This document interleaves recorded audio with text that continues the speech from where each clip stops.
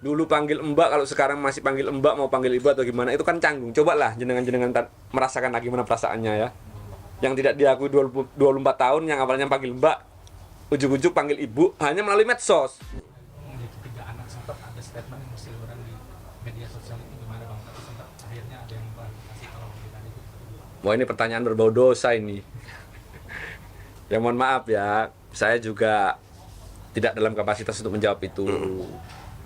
Ya tolonglah, kalau memang teman-teman sudah bisa melihat saya itu, kan saya kan sudah mulai awal kan saya kan sudah bilang, andai kata Mbak Dena itu sudah betul-betul menghadiri mediasi forum yang sudah disediakan oleh pengadilan yang begitu mulia, yang menutup perkara ini biar aib nggak terbuka ya.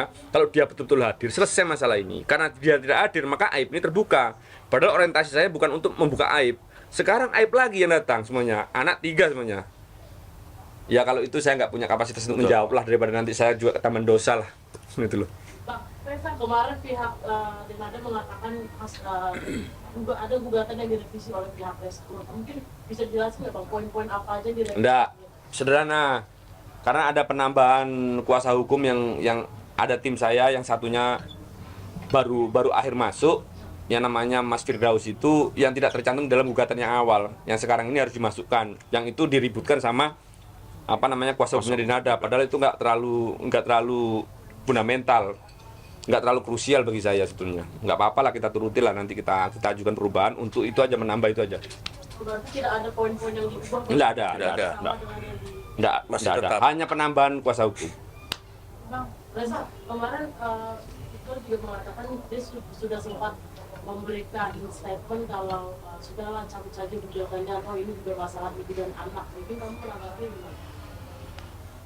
Dia nggak bisa menjawab, biar saya yang menjawab ya. Itu makanya agak sedikit mungkin ada ketidakmampuan ya kuasa hukumnya untuk mencerna gugatan saya. Kan saya kan sudah bilang, prinsipal di dalam gugatan saya itu ada 3. Yang pertama itu Reza, yang kedua itu Mama Rate, yang ketiga itu Papa Dino. Jadi kalau memang ada, karena ini hubungan antara anak dan ibu, itu kan masalah petitum yang pertama. Petitum yang kedua, dia sudah minta maaf nggak kepada Mama Rate sama Papa Dino? Dia sudah mengakui salahnya nggak? Dia bertanggung jawab atas segala perbuatannya nggak? Kan itu belum.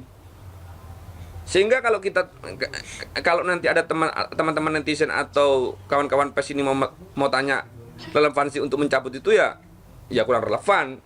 Berarti kan pengacaranya kan kurang mencerna kan gugatan saya itu apa kan petitumnya, kan itu aja. Bang, mungkin saat ini sampai saat ini Reza udah dicari ayah kandungnya.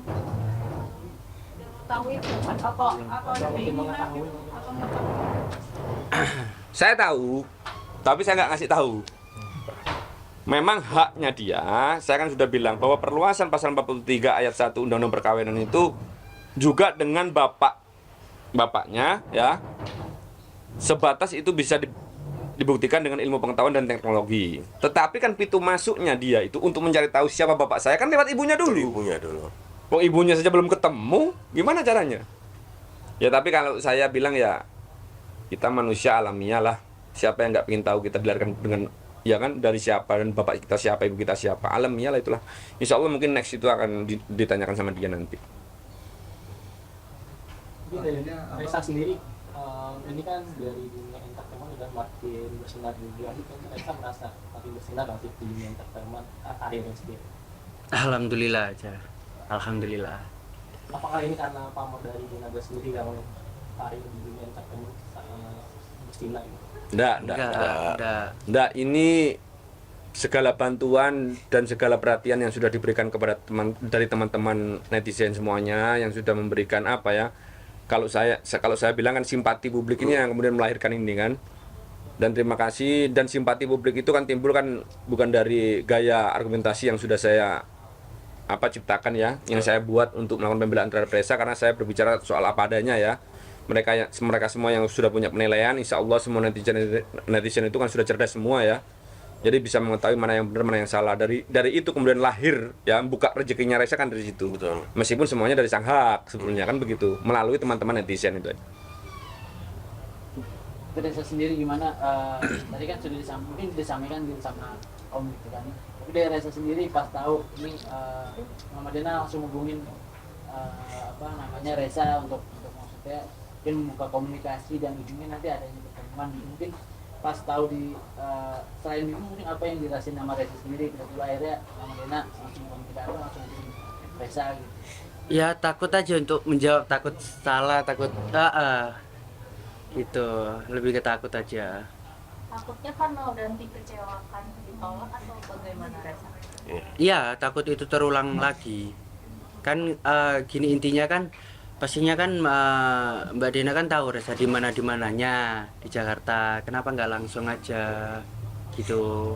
Kenapa harus melalui WhatsApp?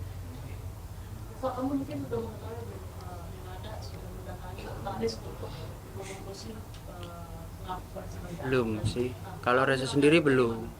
Akhirnya kan kamu minta kemarin melakukan itu kayaknya disahkan di notaris. Iya. Kan oleh Dinadi. Kamu Ya kan harus dilakukan dulu, Kak. Baru Reza. Oh, kabarnya, tapi kan Reza belum dipanggil. Gitu, belum ketemu. Bang, kalaupun misalnya Dinada merendahkan diri sebentar saja buat minta maaf buat Mbak dengan Bapak Martio dan Reza. Mungkin kedepannya gugatan akan dicapai, atau diperbaiki. Ya alhamdulillah ya, insya Allah ya. Tapi peluang damai itu masih ada, Bang. Insyaallah. Ya, kalau peluang damai itu kan begini saja ya. Sang hak saja maha pemaaf. Masa kita ini makhluknya aja nggak bisa membuka pintu-pintu maaf kepada orang yang salah? Nggak punya hak saya itu. Tapi yang jelas, saya membuka pintu lebar-lebar untuk memaafkan segala kesalahan yang memang betul-betul Dinada akui. Kalau memang itu dari hati ya. Kalau kesalahan kemarin yang dia akui melalui medsos itu, saya nggak bisa mencerna itu dari hati apa enggak itu. Karena orientasinya kan nggak nyampe, kan ke hatinya Reza saja nggak nyampe. Apalagi ke saya.